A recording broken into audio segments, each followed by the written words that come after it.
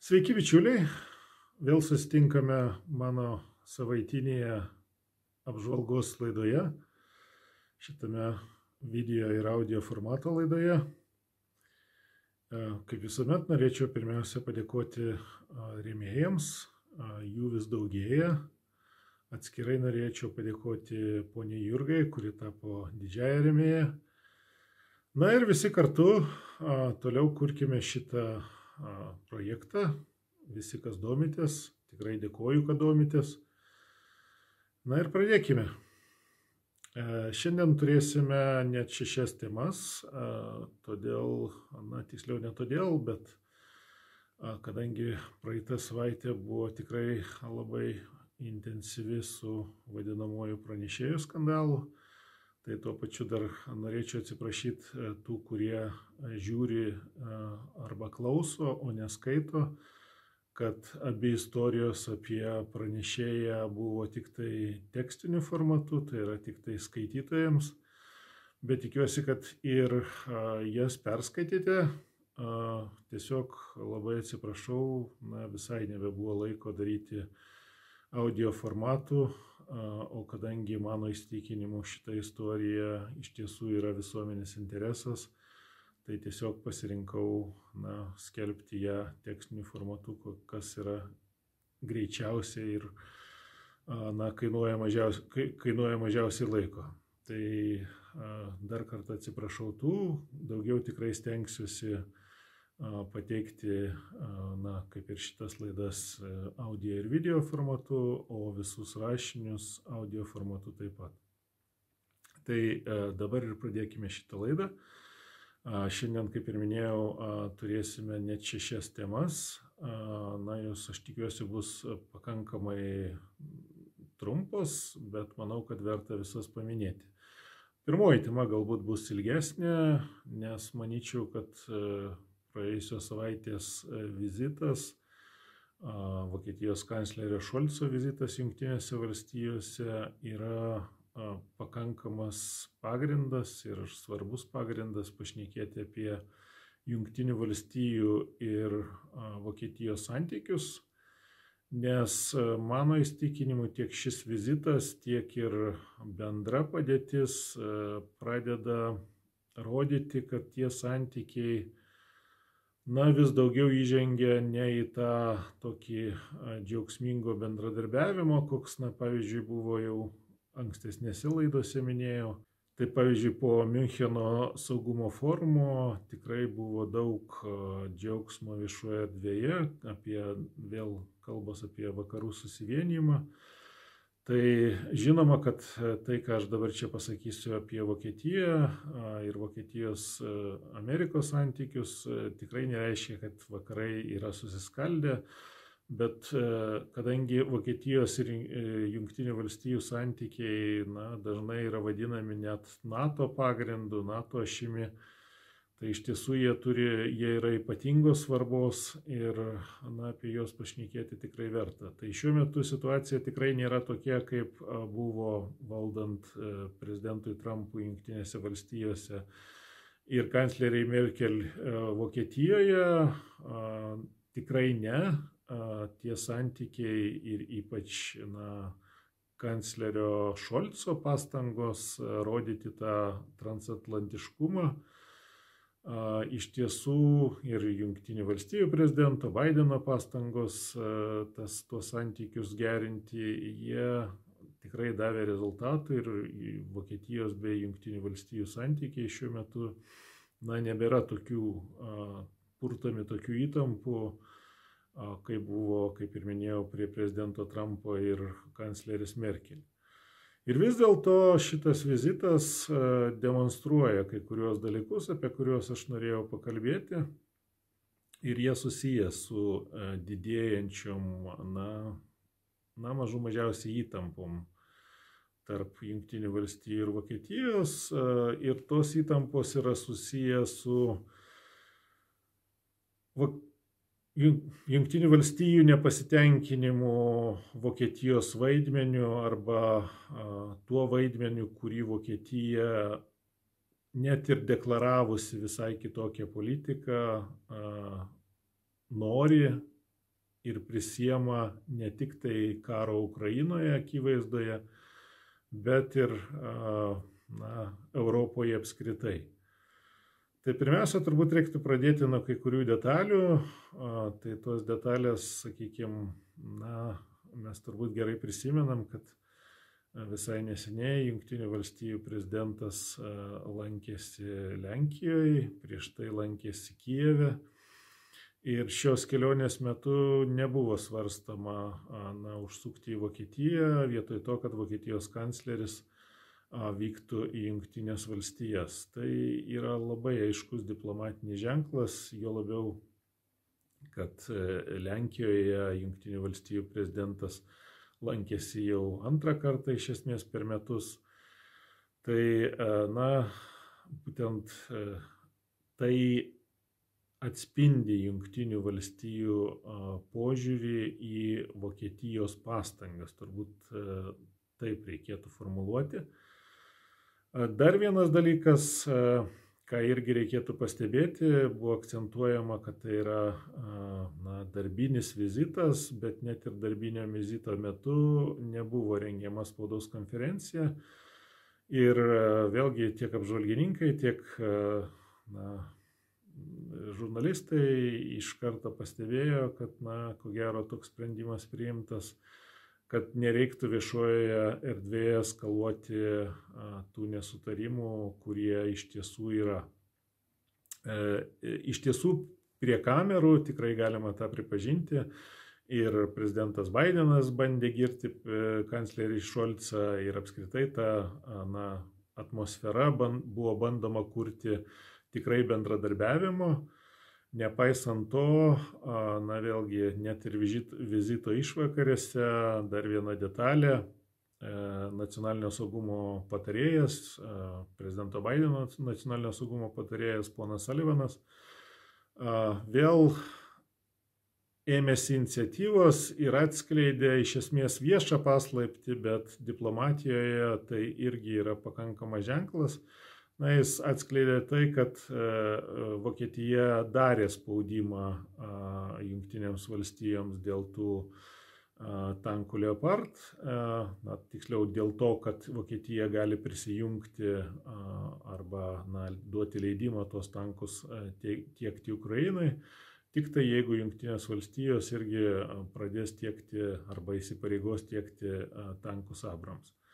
Tai žinoma, tai buvo vieša paslaptis, bet kadangi Vokietija tą visuomet neigė, toks pono Sullivano viešas išstojimas ir patvirtinimas šitos istorijos, kai tiesą sakant, net prezidentas Bidenas nebuvo labai linkęs viešai apie tai kalbėti, čia irgi diplomatiniai žaidimai, bet vis tik tai prieš pat vizitą nacionalinio saugumo patarėjo Sullivano išdėstyta pozicija pakankamai aiškiai rodo, kad Jungtinės valstijos nėra patenkintos tą situaciją. Ir čia sakau, čia ne vien tik tai tas incidentas, kad Vokietija spaudė Jungtinės valstijos, čia yra, manyčiau, pakankamai atspindi tą situaciją, kai Jungtinės valstijos nėra patenkintos Vokietijos vaidmenį. Ir apibendrinant, ko gero, reiktų pasakyti, kad pirmiausia, Jungtinės valstijos nepatenkintos tuo, kaip Vokietija vykdo, turbūt reiktų sakyti, savo paties deklaruotus įsipareigojimus. Tai tą vokišką žodį Zeitenwende turbūt visi per tuos metus įsiminėme. Ir ne tik pasaulio žiniasklaida, ne tik Jungtinių valstijų analitiniai centrai, praėjus metams nuo šio pareiškimo apie tą, turbūt, lūžį, tą žodį, kuris turėtų reikšti lūžį Vokietijos užsienio ir saugumo politikoje, ko gero, formuluotės ir jos tikrai buvo ne viena, aš vieną netgi pabandysiu išversti, tai čia Atlantic Council, viena iš garsiausių Jungtinių valstijų analitinio centro antraštė komentaro kad Šolcas turėtų nustoti būti kliūtimi Vokietijos užsienio politikos lūžio taškui. Tai yra tam Zeitenwenden netgi pridėtas dar tas su vokišku žodžiu Zeitenwende, tai yra tai kada tas laikas, kada jau Vokietija imsis to, ką pažadėjo. Ir čia yra ne vienintelė antraštė, čia yra ne vienintelis komentaras. Iš esmės, ko gero galima sakyti, kad Jungtinės valstijos kuo toliau, tuo labiau įsitikina, kad tas Zeitenwende yra tik miražas. Ir ta būtent viena iš priežasčių, kodėl aš apie tai norėjau pašnekėti, kad tas Zeitenwende miražas yra labai svarbus ir mums. Ir mums Lietuvoje, konstruojant savo užsienio ir saugumo politiką, vis tik tai reikia suprasti, kad tos viltis, nepaisant to, kad iš tiesų didelių sąmonės lūžių turbūt įvyko ir Vokietijoje, bet vis tik tai mūsų viltis arba Jungtinių valstijų viltis arba kitų partnerių viltis, kad Vokietija iš tiesų imsis to, ką buvo garsiai deklaravusi, kuo toliau, tuo labiau sklaidosi. Ir galima turbūt konstatuoti, kad nei gynybos išlaidos nėra didinamos tiek, kiek, net nepanašiai tiek, kiek buvo žadama. Apie tuos 100 milijardų turbūt nėra net kalbos. Vėlgi gynybos pramonė nėra stiprinama taip, kaip galima buvo tikėtis, ir daugybė kitų dalykų, tiesiog skaičiais, Vokietijos vėlgi, nors ir ta parama Ukrainai yra pakankamai didelė, bet jinai, palyginus su Jungtinių valstijų parama, net ir lyginant ekonomikos dydžius, vis dėlto yra gerokai mažesnė, kelis kartus mažesnė, ir Jungtinės valstijos būtent tuo yra nepatenkintos, tai yra, kad Vokietija ir toliau nesutinka imtis to vaidmens Europoje, kuriant tą saugumo politiką, kokio iš jos tikėtųsi tiek Jungtinės valstijos, tiek ir kiti partneriai. Tai šitoje situacijoje mes turėtumėm suprasti dar vieną dalyką, turbūt, kad pagrindinė priežastis, kodėl tai neįvyko, bent jau mano vertinimu pagrindinė priežastis, kodėl to neįvyko, buvo ko gero klaidingos prielaidos, kuriomis Vokietija paskelbė tą būtent, arba netgi kancleris Šolcas asmeniškai paskelbė tą Zeitenwenden politiką. Tai yra, ji buvo paskelbta, kai Vokietija dar ko gero buvo įsitikinusi, kad Ukraina pralaimės, jeigu ne per kelias dienas, tai per kelias savaitės.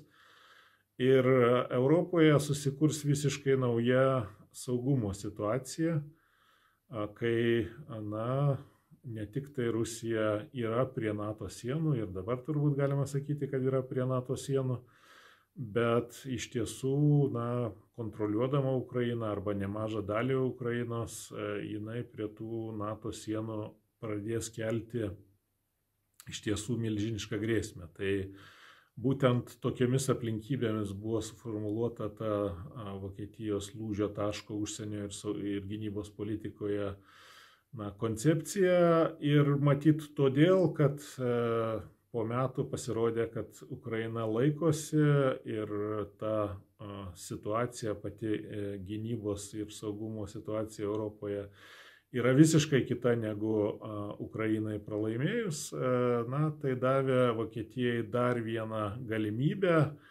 kurią jinai noriai pasinaudojo, tiek lėšas skirti visai kitiems dalykams, tiek ir tos lyderystės imtis gerokai mažiau. Žodžiu, iš esmės Vokietija bando grįžti prie tos savo įprastos politikos, vėlgi turbūt prie visiškai tos įprastos politikos grįžti jau yra neįmanoma, bet daryti kiek galima mažiau būtent toj srityje, kurioje pati paskelbė tą Zeitenwende politiką. Tai būtent šitie dalykai, na, manau, kad jau dabar kelia įtampas tarp Jungtinių valstijų ir Vokietijos ir ko gero tas įtampas kels kuo toliau, tuo labiau. Tai mums irgi reikia įsisąmoninti, vėlgi šitam kontekste labai dar svarbiau atrodo Jungtinių valstijų ir pačios Lenkijos bandymas kurti NATO viduje kažkokią štai naują ašį. Tai yra Lenkijos bandymas įsitvirtinti kaip pagrindinė Jungtinių valstijų partnerė Europoje. Ir vėlgi tai lemia ir mūsų saugumą, tai lemia ir mūsų saugumo sprendimus, todėl aš manyčiau, kad tai yra pakankamai svarbus dalykas aptarti. Bet dar viena istorija, kurią aš manyčiau, bandant paaiškinti, nors tų paaiškinimų Vokietijos elgesio tikrai yra daugybė, bet aš manyčiau, kad vieną istoriją reiktų priminti. Dar prieš šio plataus masto karo Ukrainoje pradžią arba to naujojo etapo plataus masto atakos Ukrainoje etapą, Vokietija sudrebino, iš tiesų tai buvo 2022 metų sausis, Vokietija sudrebino vadinamųjų Šolco failų skandalas arba Šolco bylos skandalas, kai archyvuose buvo rasta medžiaga apie tai, kaip, pirmiausia, Štasi sekė kanclerį Šolcą, bet būtent šita istorija atkreipė dėmesį ir į paties Šolco vaidmenį tolimais, dabar iš tiesų jie atrodo tolimi, bet tai yra tikrai svarbu vėl iš naujo aptarti. Tai yra tolimais 1980 arba 80-ojo dešimtmečio pabaiga, 9-ojo dešimtmečio pradžia arba iki 9-ojo dešimtmečio vidurio, kai būtent Vokietijoje vyko milžiniški protestai prieš tą Reigano vykdytas ginklavimosi varžybas ir raketų dislokavimą, galimą raketų dislokavimą Vokietijoje, atsakant į Sovietų Sąjungos veiksmus. Tai būtent šitame judėjime vienu iš pirmųjų smuikų griežė dabartinis kancleris Šolcas. Tai iš tiesų pakankamas paradoksas, nes iš viena vertus pakankamas paradoksas, nes žmogus, kuris pradėjo savo politinę karjerą, o tai buvo Šolco politinės karjeros ir būtent politinės karjeros pradžia, kai jisai iš esmės kovojo prieš NATO, kovojo prieš Jungtines valstijas, kovojo prieš ginklavimąsi.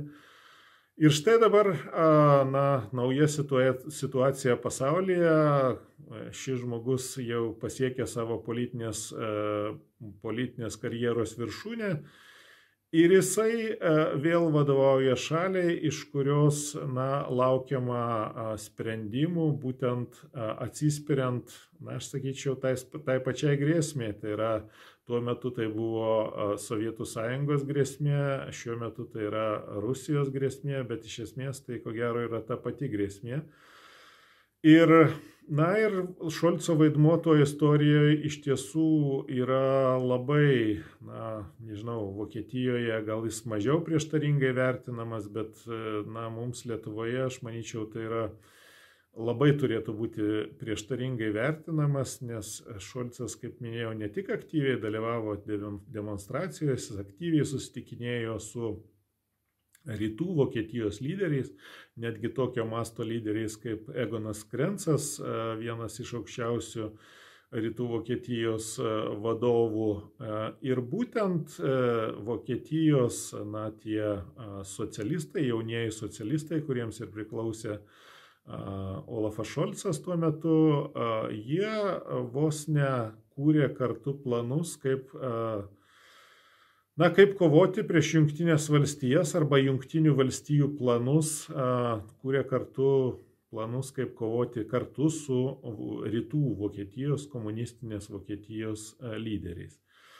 Tai iš tiesų ta istorija, nors ir tikrai nėra jokių įrodymų, aš kaip minėjau, yra archyvuose apie tai, kad Šolcas buvo sekamas Štazė būtent dėl to savo veiklos ir nėra įrodymų, kad pats Šolcas kažkaip bendradarbiavo su rytų Vokietijos žvalgybomis, bet net ir tas bendradarbiavimas su rytų Vokietijos lyderiais, net ir teigiant, kad tai buvo daroma dėl neva taikos, iš tiesų atspindi ne tik paties Šolco tokią poziciją arba, dabar jau turbūt reiktų sakyti, vis tiek transformaciją, bet viena iš priežasčių arba viena iš pagrindinių priežasčių, dėl ko aš šią istoriją papasakau, tai yra ne tik pono Šolco, bet ir visos Vokietijos istorija.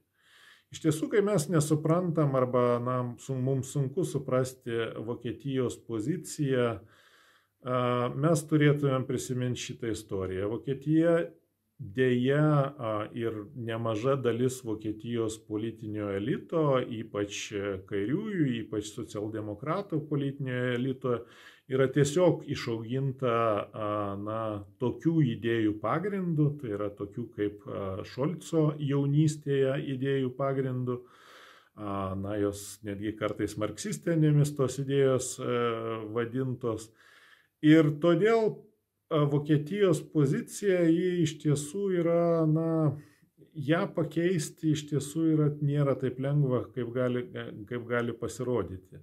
Ir čia aš papasakojęs šitą istoriją, asmeniškai susijęs su dabartiniu kancleriu, aš norėčiau priminti, kad netgi šiuo metu, čia yra viena iš naujausių apklausų, netgi šiuo metu Vokietijoje tik 46% gyventojų laiko Jungtinės valstijas patikimą partnerį.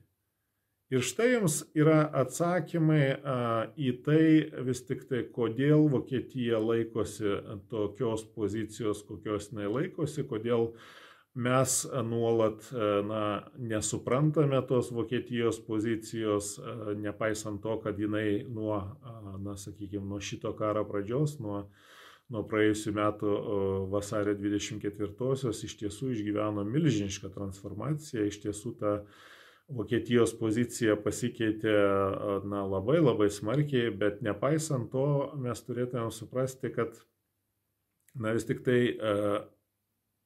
greitai sulaukti Vokietijos pozicijos pasikeitimo arba tos lyderystės, kurios iš Vokietijos tikisi Jungtinės valstijos, kurios norėtume tikėtis ir mes, ypač kalbant apie Vokietijos brigadą ir kitus mūsų saugumo dalykus. Aš manyčiau, kad tai yra greičiau ilgo proceso, o ne tam tikrų greitų sprendimų reikalas. Todėl ir konstruodami net ir tuos savo pasirinkimus arba savo politiką Vokietijos atžvilgių, net ir susijusią su ta brigada, su tais reikalavimais, tiksliau turbūt reiktų sakyti prašymais, nes šiuo atveju Vokietija, mes esam prašančioji šalis, mes turėtumėm atsižvelgti į visus tuos dalykus, kurie Vokietijoje yra įsišaknyję tiek giliai, kad juos pakeisti per vieną dieną yra tiesiog neįmanoma. Ir todėl, turėdami visą tai omenyje, mes turėtume atitinkamai formuoti ir savo gynybos ir saugumo politiką. Ir dėja, ir toliau reikia pripažinti, kad vienintelis Lietuvos saugumo garantas arba patikimas saugumo garantas lieka ir toliau lieka tik tai Jungtinės valstijos. Aš tikiu, kad Vokietija keisis taip, kaip keitėsi dabar. Aš tikiu, kad Vokietija imsis to vaidmens vis daugiau ir daugiau, bet vis tik tai visa šita istorija, na ir vėlgi tai, nuo ko pradėjau, mano įsitikinimu, ta įtampa vėl tarp Vokietijos politinių lyderių ir Jungtinių valstijų politinių lyderių, jinai didėja, didės ir toliau. Tai aš manyčiau, kad vis tik tai yra labai labai svarbi mums tema, būtent todėl jai ir skiriau tiek dėmesio šį kartą.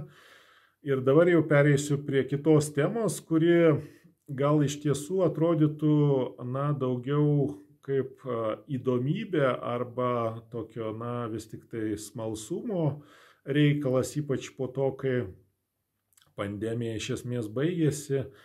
Tai yra praėjusią savaitę nuskambėjusi žinia ir skambėjusi kone visą praėjusią savaitę apie tai, kad, na, Jungtinių valstijų bent jau viena iš struktūrų, tai yra energetikos departamentas, vis tik tai pakeitė savo išvadą arba priėjo prie išvados, kad šitas virusas sukėlęs pasaulinę pandemiją galėjo būti sukurtas Kinijos laboratorija Wuhane ir netyčia iš tos laboratorijos, jei taip galima sakyti, kabutėse pabėgęs. Tai iš tiesų, kalbant apie pačią istoriją, atrodytų nieko mes labai naujo nesužinojom, nors tai yra kalbama, kad ta naujoji išvada padaryta kažkokių naujų duomenų pagrindų, kažkokios naujos informacijos pagrindų, bet pati informacija neskelbiama. O tai, kad, na, kai kurios Jungtinių valstijų tarnybos, taip pat ir Federalinis tyrimų biuras, jau anksčiau buvo linkęs manyti, kad yra tokia tikimybė, kad virusas buvo būtent sukurtas laboratorijoje ir iš jos, na, netyčia, jeigu taip galima sakyti, pabėgo.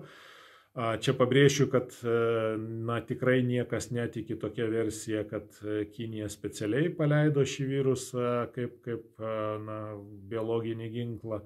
Bet vis dėlto ta versija, kad tai buvo iš laboratorijos pabėgęs virusas, kuris sukėlė pandemiją, jau seniai skamba. Ir atrodytų, na, kaip ir minėjau, atrodytų nieko naujo mes šiandien išgirdom, todėl nelabai ir būtų ką aptarnėti, bet aš manyčiau, kad kaip tik šis įvykis buvo vienas svarbesnių praėjusią savaitę.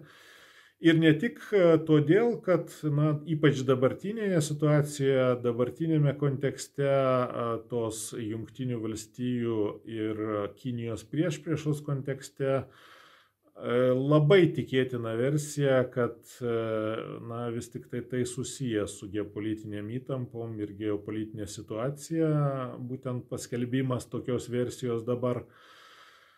Bet aš manyčiau, kad ši žinia gali turėti ir pakankamai rimtų pasekmių, tolesnių pasekmių, ne tik tai Jungtinių valstijų ir Kinijos santykiams. Ir todėl apie tai verta kalbėti. Na, pavyzdžiui, nežinau ar prisimenat, bet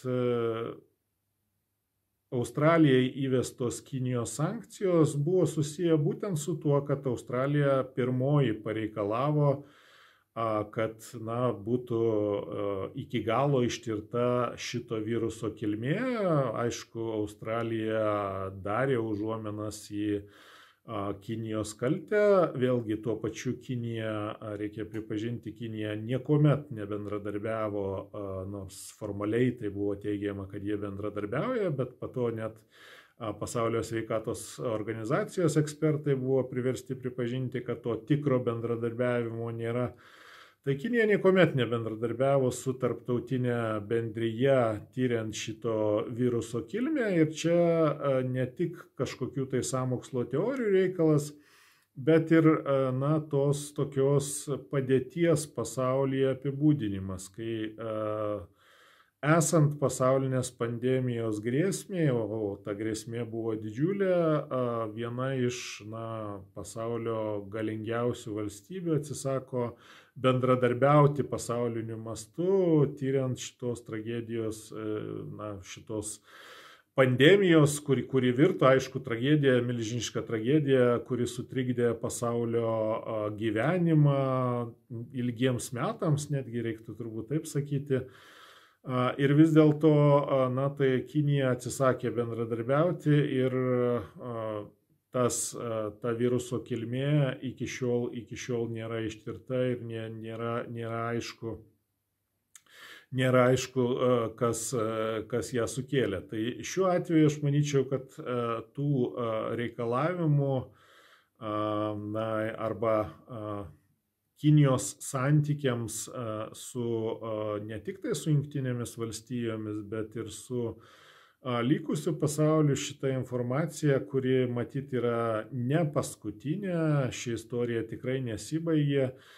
Ir ta pandemijos arba viruso kilmės istorija, jinai dar ilgai darys įtaką tarptautiniams santykiams. Tai būtent todėl aš ir pasirinkau šitą temą šiek tiek paliesti, kaip vieną svarbesnių įvykių praėjusią savaitę. Jo labiau, kad šita tema arba tai, kokia vis dėlto yra Kinijos, tiek Kinijos kaltė, tiek ir šito viruso kilmė, jinai kėlė ir kelia ir matyt kels toliau ir politinės įtampas pačių, pavyzdžiui, Jungtinių valstijų viduje.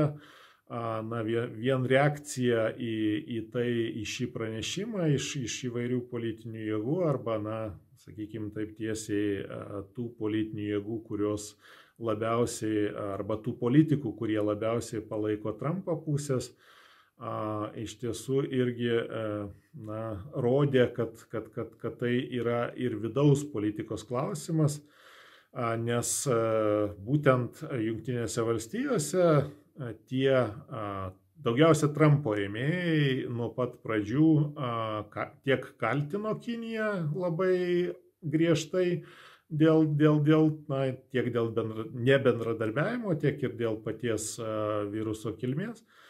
Ir tuo pačiu sulaukdami iš oficialiosios Jungtinių valstijų valdžios, tokio, kaip jie sakytų, atsainaus turbūt požiūrio arba netikėjimo šitą versiją. Tai kuo toliau apie šitą versiją bus vis daugiau kalbama, dabar, kaip minėjau, tai oficialiai jau pripažįsta, nors ir kitos tarnybos nebūtinai su tuo sutinka, nes Jungtinėse valstijose ir toliau ir oficialiai apie tai yra kalbama, kad išsiskiria skirtingų institucijų nuomonės ir prie vienos nuomonės Jungtinės valstijos neprieja, bet kuo toliau šita istorija bus aptarinėjama, tuo tos įtampos arba netgi politika Kinijos atžvilgiu, ką aš visuomet pabrėždavau, kad politika Kinijos atžvilgiu tiek respublikonų, tiek demokratų yra praktiškai identiška, bet šituo klausimu jinai gali pradėti skirtis arba, sakykime, kai kas, ypač artėjant rinkimams, kai kurie politikai gali pabandyti pasinaudoti šitą istoriją, priešinant arba pateikiant tuos skirtumus rinkėjams tarp, sakykime, tų, kurie jau seniai tikėjo šitą versiją ir tų, kurie, dabar turi progą, tarsi švęsti, kad štai mes jums sakėm ir niekas tuo netikėjo, o štai dabar jūs priversti pripažinti, tai aišku, tai dar kartą kartoju, vien energetikos departamento pripažinimas dar nereiškia, kad visos Jungtinės valstijos pripažįsta šitą versiją, bet iš tiesų tos kalbos apie galimybę, kad šitas virusas buvo vis tik sukurtas laboratorijoje ir iš jo, jeigu galima taip sakyti, pabėgo, netyčia tos kalbos, tos diskusijos, jos gali turėti įtakos ir Jungtinių valstijų politikai Kinijos atžvilgiu. Tai iš tiesų būtent šitos priežastys lėmė, kad aš norėjau pakalbėti apie šį įvykį, nors dar kartą pasikartosiu, tarsi nieko naujo mes neišgirdome, nėra kažkokių labai naujų žinių, negalima teikti, kad jau yra kažkokios išvados, kurios leistų daryti vieną ar kitą jau tiesioginę išvadą, kad iš tiesų tai yra iš laboratorijos pabėgęs virusas. Bet aš manyčiau, kad į šią istoriją verta atkreipdėmėsi kaip į tą, kuri dar ilgai kels didžiulį ažiotažą visame pasaulyje ir iš tiesų gali lemti tarptautinius santykius. Ir trečioji tema, kurią norėjau aptarti iš praėjusios savaitės, jie jau susijusi su dviem dalykais, tai yra su sankcijomis Rusijai arba Rusijos oligarchams ir Rusijos opozicijos vaidmeniu, aptarinėjant tas sankcijas, įvedinėjant tas sankcijas ir panašiai. Nes praėjusią savaitę nuskambėjo net dvi istorijos, kurios tarsi tampa atvirkščio proceso dalimi, nes Michailas Chodorkovskis pirmiausia, jis kreipėsi į Jungtinės karalystės užsienio politikos institucijas, siūlydamas atšaukti sankcijas buvusiam Tinkoff banko vadovui Tinkovui, savininkui buvusiam, ir ponas Chodorkovskis tai argumentavo pakankamai logiškai, sakydamas, kad ponas Tinkovas, o iš tiesų jisai ne tik nukentėjo už tai, kad buvo viešai pareiškė poziciją prieš karą, jis būtent tada, kai viešai pareiškė poziciją prieš karą, jisai ir neteko, iš esmės buvo priverstas parduoti, kaip pats sakė, vos ne už skatikus tą savo banką, buvo priverstas trauktis iš Rusijos, tai viena istorija. Antra istorija, protestuodamas prieš karą, jis netgi atsisakė Rusijos pilietybės, ir tikrai šiuo metu bent jau viešai pasisako prieš režimą. Tai pono Chodorkovskio šita pozicija, jinai atrodytų logiška, bet ji irgi kelia tam tikrų minčių, nors ponas Chodorkovskis netgi dar labiau jisai suformulavo kriterijus, pagal kuriuos galima būtų atšaukinėti tas jau įvestas sankcijas arba nebeįvedinėti sankcijų tiems oligarchams, kuriems dar neįvesta. Tai yra ne tik tai tikras ar tariamas karo nepalaikymas, bet ir labai aiškus pasisakymas arba kova prieš patį Putino režimą. Tai iš vienos pusės šita pozicija ne tik logiška, bet ir, aš sakyčiau, jinai netgi galėtų bent jau teoriškai būti vienas iš kelių, kaip bent jau bandyti dalį to Rusijos bent jau ekonominio elito pabandyti atkirsti nuo režimo arba inicijuoti tam tikrą skilimą režimo viduje šituo pagrindu, nes iš tiesų Rusijos oligarchams tos sankcijos iš tiesų skauda.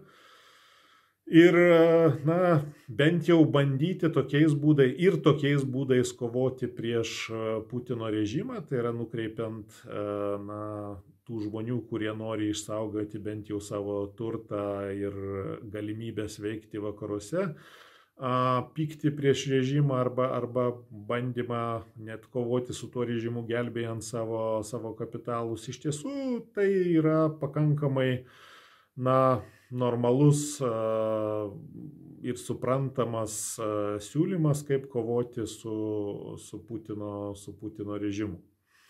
Bet kita vertus, ir čia jau yra antroji istorija, kuri yra mano galva daug pavojingesnė ir juo labiau, kad jinai susijusi su Lietuvoje reziduojančių Rusijos opozicijos atstovų, tai yra Navalno komandos nariu, ponu Volkovu, kuris taiga pradėjo agituoti už sankcijų atšaukimą.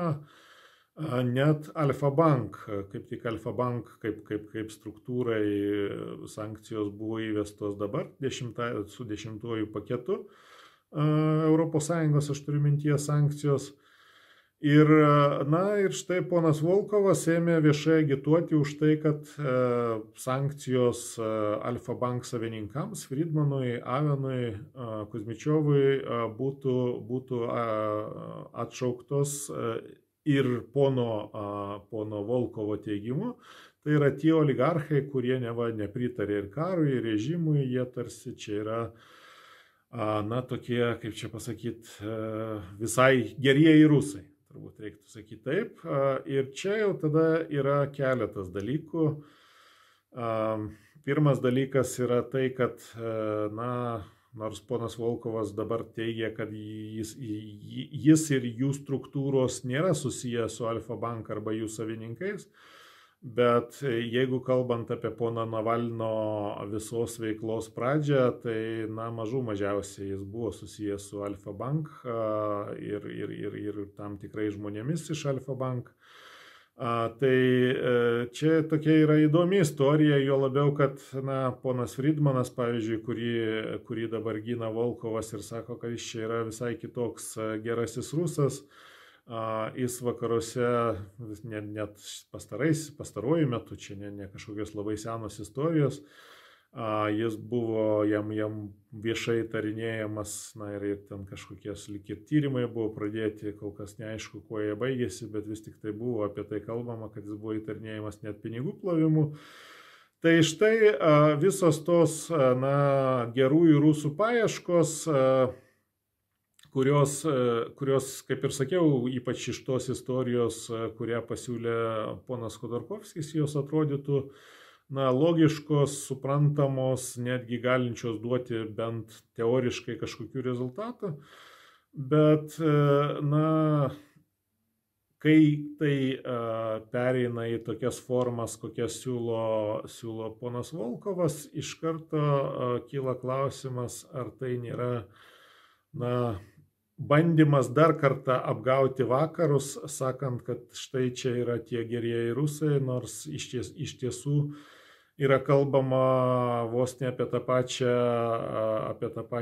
Rusijos mafiją, nors ir persikelusią į vakarus.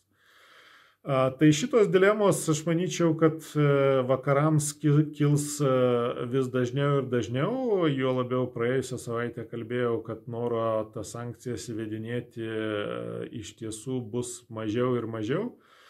Todėl aš manyčiau, kad žvelgiant į ateitį, vakarams reiktų gerai vis tik tai apsvarstyti, kokiais kriterijais remiantis, net jeigu ir yra galimybė, kokiais kriterijais remiantis mes rinksimės tuos sąjungininkus, arba, kol kas tai yra kalbama tik tai apie sankcijų neįvedimą už tam tikrą poziciją arba kovą su režimu, bet iš esmės tai yra kalba apie mūsų sąjungos. Tai būtent kokiais kriterijais remsimės mes rinkdamėsi tuos sąjungininkus, nes yra, kyla didžiulė grėsmė, kad vakarai gali būti dar kartą apgauti ir, žinot, kaip toj pasakoj, kur drakonas mirė, tai gyvuoja drakonas, arba drakonas žuvo, tai gyvuoja drakonas.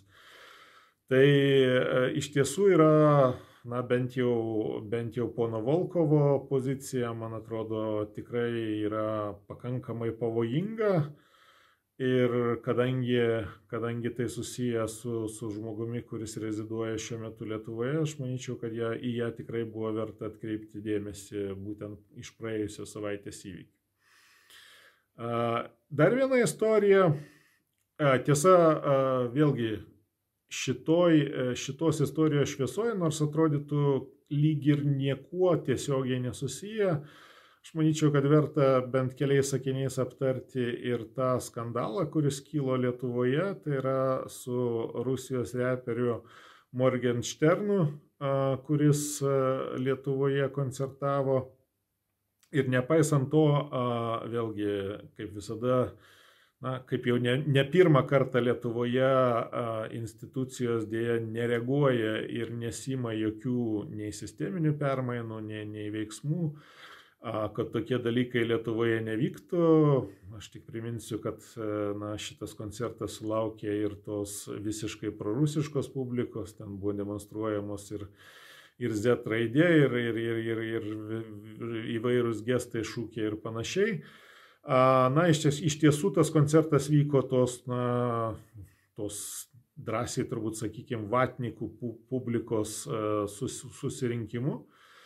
Tai mano vertinimu tai yra pakankamai didelis skandalas ir Lietuvos valdžios dėja neveiklumo įrodymas, bet nepaisant to, Lietuvoje atsirado netgi ekspertų ar apžvalgininkų, kurie bandė pasakyti, kad ne viskas čia taip vienareikšmiškai ir vos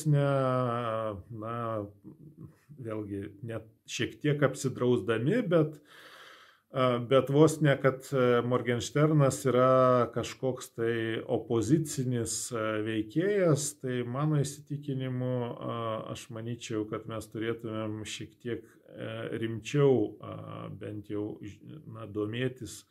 domėtis Rusija ir daryti išvadas, nes jeigu mes darom išvadas iš to, kad vienas ar kitas žmogus yra įtrauktas į užsienio agentų, vadinamųjų užsienio agentų Rusijos sąrašus, tai tikrai nėra tas kriterijus, pagal kurį mes galime nuspręsti, kad štai yra tas ar Rusijos opozicijos, ar prieš režimą kovojantis žmogus, ar mažų mažiausiai tas, kurį ne tik tai galima rinkti savo sąjungų, bet ir kurį galima įsileisti į Lietuvą. Tai iš tiesų tos dilemos yra labai panašios, kartais mes patys apsigaunam, kalbant apie įvairius Rusijos veikėjus, pakankamai paviršutiniškai žiūrėdami tiek į jų veiklą, tiek į pareiškimus. Šiuo atveju, jeigu kalbant apie Morgensterną, buvo įmama pavyzdžių kažkokia viena iš jo dainų, ne kažkokia, aš tą dainą irgi esu žiūrėjęs, klipas, vaizdo klipas, kuris ten įdėjęs ir Gordono ukrainiečių žodžius ir dar ten įvairių dalykų, ir čia jau šita daina yra prieš karą ir čia jau rodo, kad jis yra kažkoks nepritariantis režimui, bet vėlgi tai yra saviapgaulė. Įvairūs Rusijos veikėjai, ypač tokie kaip šitas reperis, jie turi savų tikslų tam tikriems savo pareiškimams arba jo labiau, kad viešų pareiškimų apie nepritarimą karui, išskyrus tą, jeigu mes galėtume tą dainą vertinti kaip neva pareiškimą, bet aš manau, kad tai yra klaida. Tai jokių viešų pareiškimų iš Morgensterno apie karą tikrai nėra buvę. Visa tai, ką jis yra kalbėjęs apie Putiną ir apie visus kitus dalykus, akivaizdžiai rodo, kad tai yra žmogus, kurio Lietuvoje tikrai neturėjo būti. Ir tas skandalas dėl to, kad jam vis tik tai leista čia koncertuoti, nepaisant to, kad jis ten turi Izraelio pilietybę, nepaisant to, kad jis dabar ne Rusijoje gyvena, o Dubajuje, vėlgi tas jo teisinis persekėjimas Rusijoje, tai jeigu mes vėl pradėsim daryti išvadas apie vieną ar kitą asmenį remdamasi kažkokiu teisiniu persekėjimu, tai geriausias turbūt pavyzdys buvo Sobčiak, kuri irgi buvo sulaukė teisinio persekėjimo, neva pabėgo į Lietuvą, pasivaikščiojo per Lietuvą kaip per pereinamą į kiemą ir sugrįžo į Rusiją ir dabar jai vėl niekas nebegrėsė. Tai tie dalykai, tuos dalykus apie Rusiją reiktų suprasti, nes iš tiesų, kodėl aš vėlgi šiek tiek užtrukoju apie tai kalbėdamas, aš manyčiau, kad mes dažnai apsigaunam būtent dėl savo pakankamai paviršutiniško domėjimusi, kas yra Rusija. Dažnai apsigaunam, dažnai darom klaidingas išvadas. Tai būtent todėl šita istorija irgi man atrodė kaip viena iš tokių svarbesnių aptarti šią savaitę, tai yra praėjusią savaitę. Ir dabar manyčiau, kad bent trumpai reiktų paminėti Estijos rinkimus. Tai yra tą pačią dieną, kaip Lietuvoje vyko savivaldybių rinkimai, Estijoje vyko parlamento rinkimai ir tie parlamento rinkimai iš tiesų Estijoje buvo itin svarbus, nes prieš rinkimus buvo kalbama, kad kyla nemaža grėsmė, kad ultradešiniųjų partija EKRE Estijos gali surinkti pakankamai daug balsų ir sukelti pakankamai nemažą sumaištį Estijos politinėje arenoje. Ką reikia suprasti apie partiją EKRE, vėlgi tai yra įprastas Rusijai modelis, veikimas per ultradešiniuosius. Ta veikimą per ultradešiniuosius iš tiesų jis yra jau atskleistas labai netgi, sakyčiau, detaliai. Čia aš vėl priminsiu tą tarptautinį tyrimą, kurį ir pats esu skelbęs, turėjau galimybę skelbti Lietuvoje maždaug prieš metus. Tai iš tiesų tie dalykai yra atskleisti, tai partija EKRE yra, būtent šio veikimo per ultradešiniuosius vienas geresnių pavyzdžių Europoje. Nes iki šiol iš tiesų, tik iš šalutinių požymių, iš įvairių ten balsavimų, iš įvairių pozicijų reiškimo, tikrai buvo pakankamai tų požymių, kad bent jau aš tikrai net seniai esu kalbėjęs apie tai, kad tai yra visiškai prorusiška jėga, kuri, oficialiai jie tą visados neigė ir neigs, bet tai yra, iš tų jėgų, kaip ir kokia nors Vokietijos AfD ir įvairios kitos politinės jėgos Europoje, tai modelis čia yra visiškai tas pats, bet dėl ko dabar tai yra, aš sakyčiau, visiškai patvirtinta. Tai visai neseniai leidinys Politico skelbė vėlgi ten vieną iš savo didesnių tyrimų ir nedidelė šio tyrimo dalis buvo skirta ir Estijai, kur iš esmės juodu ant balto buvo paskelbta, kad yra dokumentas, tai yra, kuris rodantis planą, kaip Rusija ketino būtent savo įtaką ir dezinformaciją skleisti Estijoje per šitą politinę jėgą. Ir šitie tokie dokumentai, kadangi aš tokių dokumentų, aš jau minėjau apie tą tyrimą, kurį skelbti Lietuvoje turėjau progą, tai tuo metu susipažinau su tikrai daugybė dokumentų. Ir daugiau aš tų dokumentų esu matęs, tie dokumentai labai aiškiai parodo vis tik tai, kokie yra Rusijos veikimo būdai. Tai šiuo atveju aš manyčiau, jau turint tą Politico tyrimą, aš manyčiau, kad EKRE galima labai aiškiai jau su įrodymais skelbti kaip prorusišką jėgą. Ir todėl šitie rinkimai, reiktų turbūt juos vadinti milžinišku Rusijos pralaimėjimu. Nes viena vertus dabartinė valdančioji premjerės Kalas partija, Reformų partija, ši partija surinko daug daugiau, negu jai buvo prognozuota, pakankamai daug daugiau, tai yra ne procentų, ne 2, o mažiausiai kokiais 5-6% daugiau, negu jai buvo prognozuota.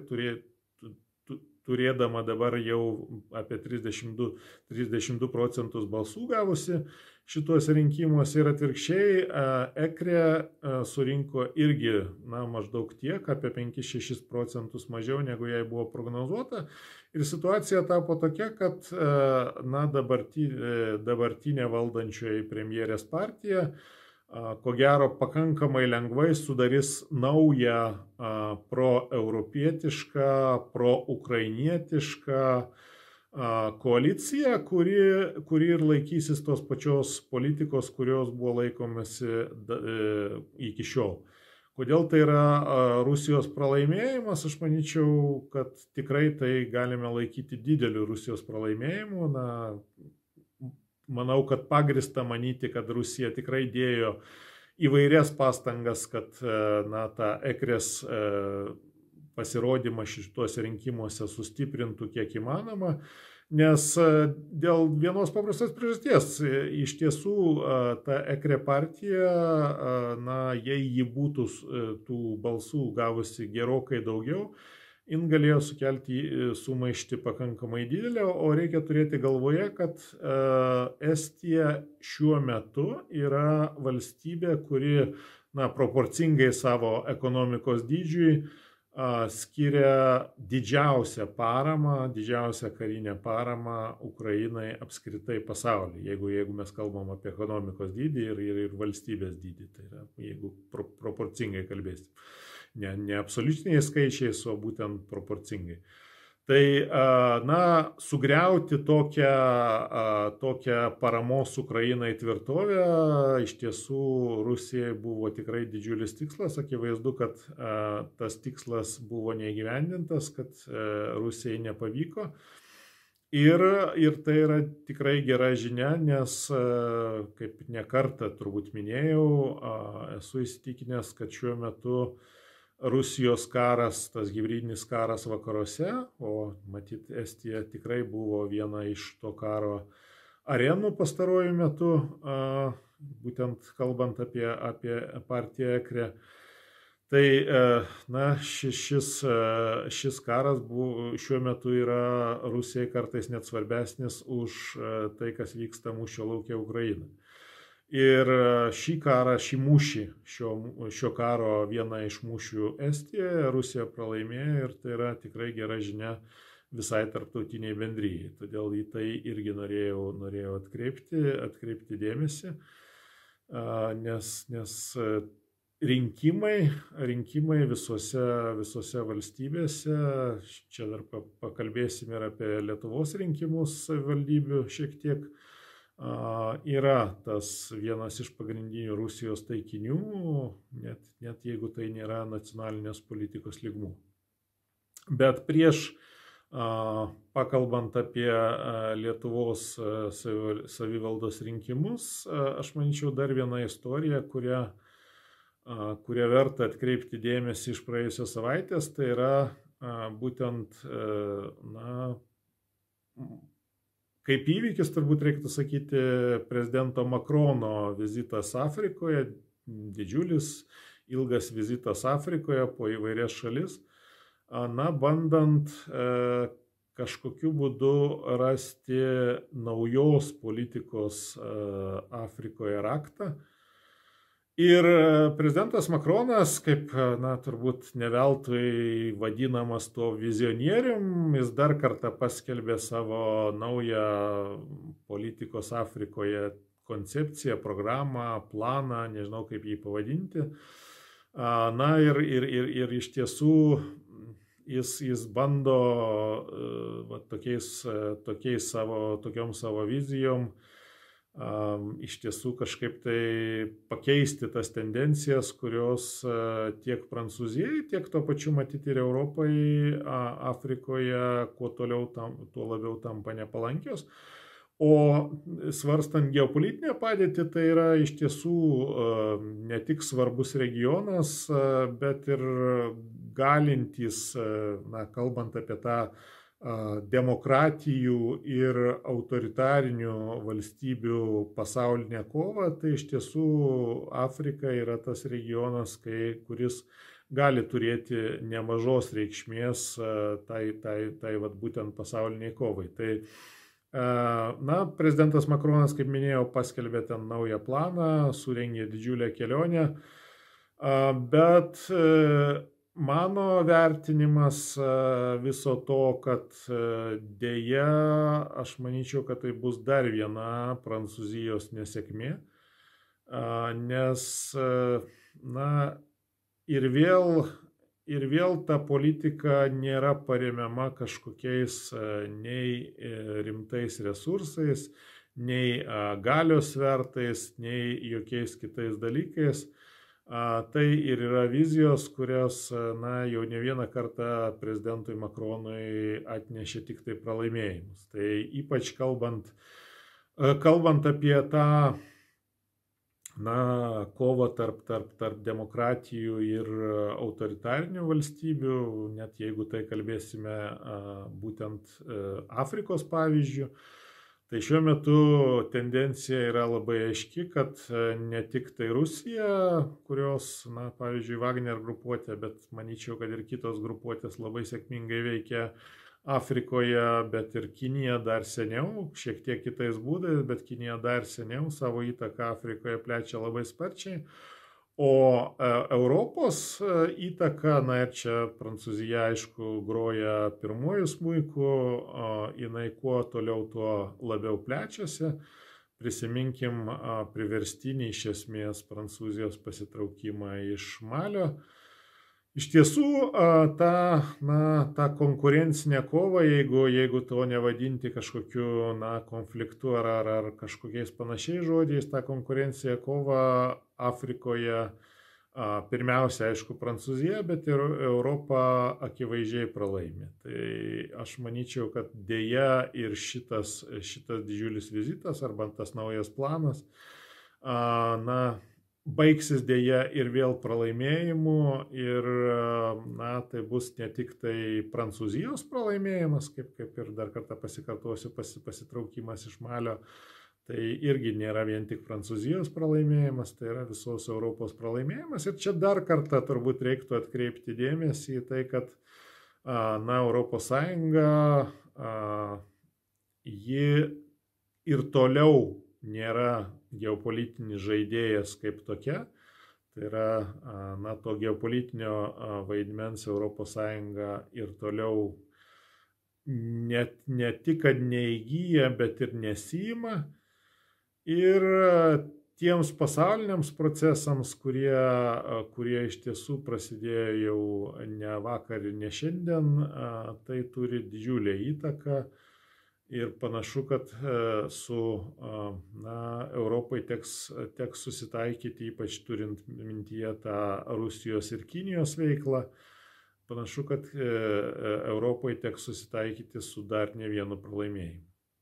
Tai šita istorija iš tiesų, mano galva, irgi verta buvo atkreipti jūsų dėmesį tose pasaulinėse, kaip aš vadinu,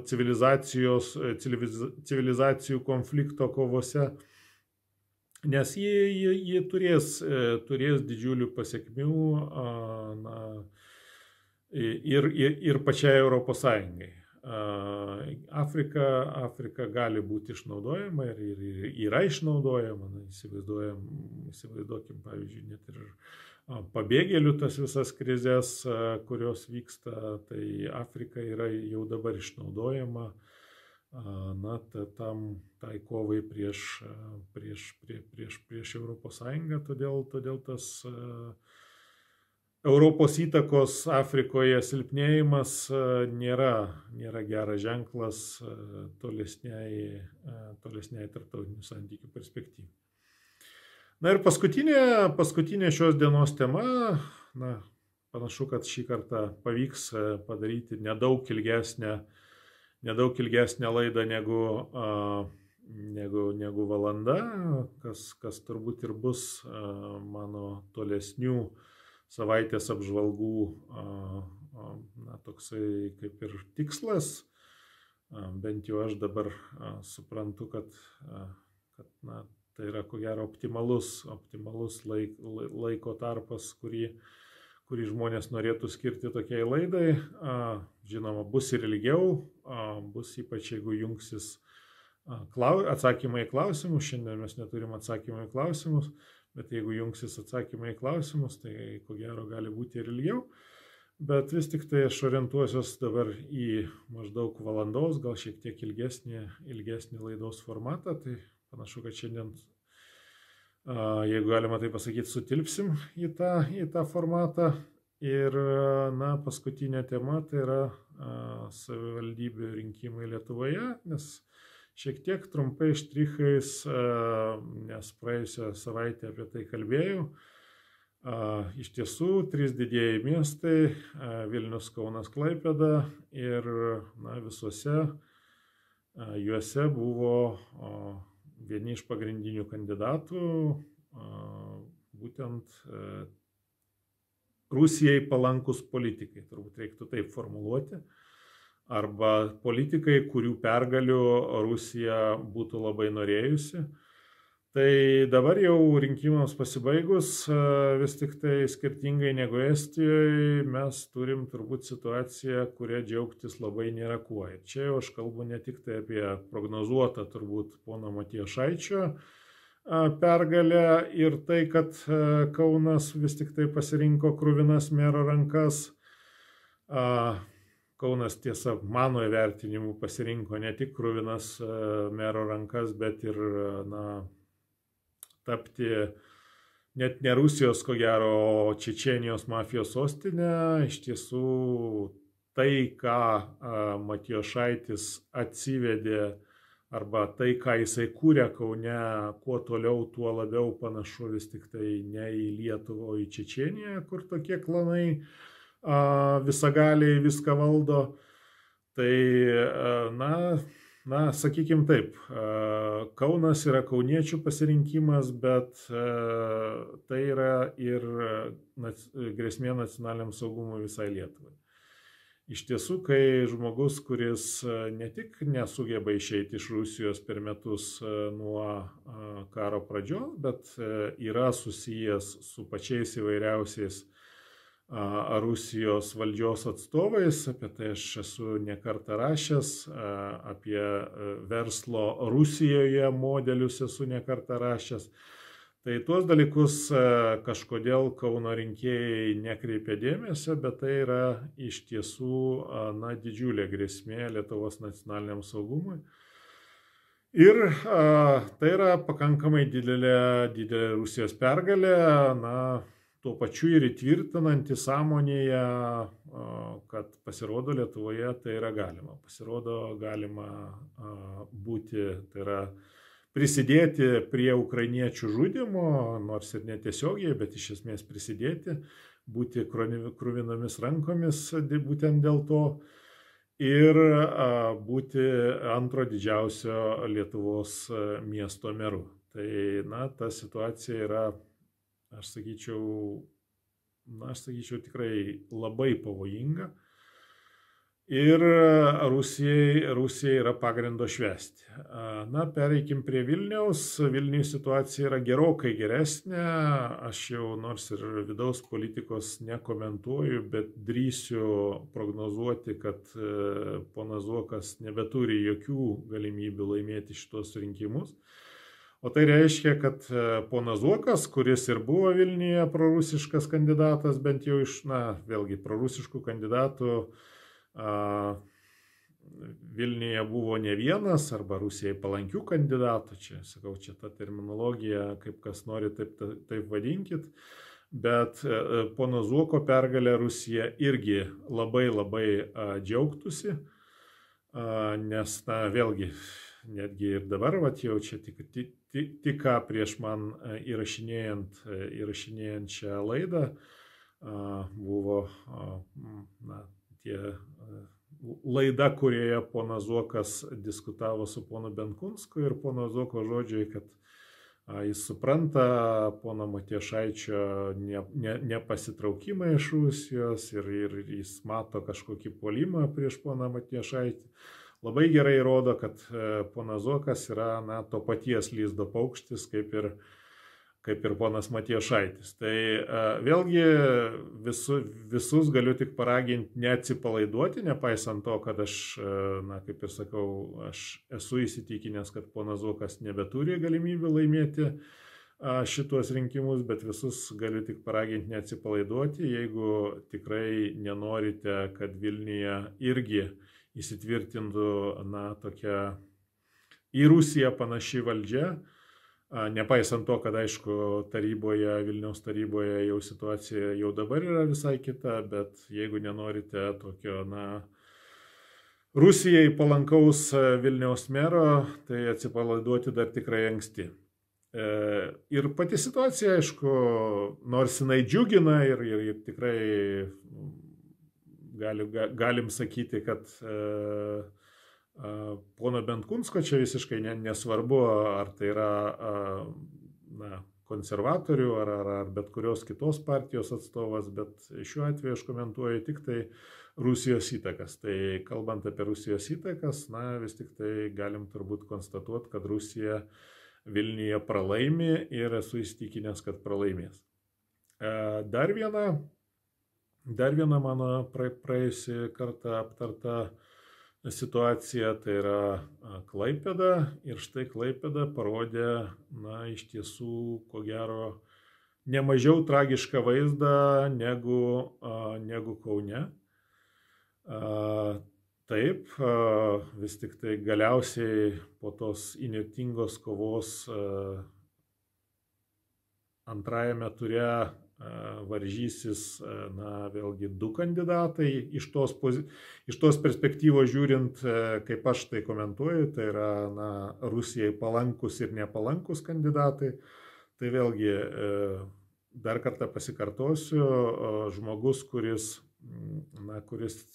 yra ne šiaip uosto turbūt atstovas arba su uostu susijusių verslininkų atstovas, kalbu apie poną Vaitkų Klaipėdoje, bet tiesiogiai susijęs su Birių krovinių terminalu, kuris dabar jau garsėja ne tik tai savo ryšiais su Baltarusija arba tiesiog kaip Baltarusijos pagrindinis verslo partneris, bet ir kaip tas, kuris nuskambėjo byloje jau pradėtoje byloje apie galimą sankcijų apeidinėjimą. Tai, Birių krovinių terminalas turbūt Lietuvoje yra pakankamai, šiuo metu yra pakankamas rodiklis, o ponas Vaitkus yra tiesiogiai, net šituose rinkimuose yra tiesiogiai susijęs su Birių krovinių terminalu. Tai išvadas tikrai pasidaryti galima. Manau, kad ponas Vaitkus tikrai yra tas, kurį Rusija laikytų savo palankių kandidatų. Ir situacija yra tokia, kad vos neatsitiko taip, kad Klaipėdoje antrajame ture varžytųsi du Rusijai palankus kandidatai, nes ponas Žemaitaitis, Zuoko bendražygis, bet čia jau apie poną Žemaitaitį turbūt reiktų kalbėti apskritai, kaip visą tai, ką jis pastaruoju metu skelbia, tai čia, ko gero, Solovjovas su Kiseliovu dar taip gerai nesugalvotų Rusijos dezinformacijos tokios skleisti, kaip skleidžia ponas Žemaitaitis. Vėlgi visi buvę ryšiai su Paksu ir jo partija, daugybė dalykų rodo, kad tai yra žmogus, kurį Rusija laikytų, vos ne gal net ir pagrindinių savo kandidatų. Ir štai vos neatsitiko taip, kad antrajame ture galėjo varžytis net du Rusijos kandidatai. Taigi aš norėjau dar kartą atkreipti dėmesį į tai, į ką jau bandžiau atkreipti dėmesį praėjusią savaitę, sakydamas, kad sutelkę visą savo dėmesį į Ukrainą, ir iš tiesų ne veltui mes tą dėmesį į Ukrainą esam sutelkę, bet mes dažnai nebematome to, kas vyksta, sakykime, mums po nosimis. Tai iš tiesų Rusijos įtakos jos niekur nedingo. Rusijos pastangos didinti savo įtakas Lietuvoje niekur nedingo. Netgi Rusijos kišimasis į rinkimus, net jeigu mes apie tai nekalbame ir neaptarinėjame vienos ar kitos formos, arba kartais net nežinome, kokiomis formomis Rusija kišasi į rinkimus, visa tai niekur nedingo. Ir bent jau per rinkimus aš manyčiau, kad mes turėtume daug labiau galvoti apie tai, kad ne tik tai parama Ukrainai rodo mūsų atsparumą arba mūsų pasiryžimą gintis nuo šitos grėsmės, kurią kelia Rusija. Iš tiesų, tie rinkimai, nors kalbu tik tai apie 3 didžiuosius miestus, bet kaip ir praėjusioje laidoje, taip ir šioje laidoje vis tik tai turiu konstatuoti tą patį, kad padėtis 3 didžiuosiuose miestuose, būtent šių savivaldos rinkimų kontekste, rodo, kad padėtis Lietuvoje, pačioje Lietuvoje, nepaisant tikrai didžiulės paramos Ukrainai, yra pakankamai grėsminga. Tai aš dar kartą norėjau atkreipti dėmesį, manyčiau, kad tai yra iš tiesų dalykai, į kuriuos dėmesį atkreipti tiesiog būtina.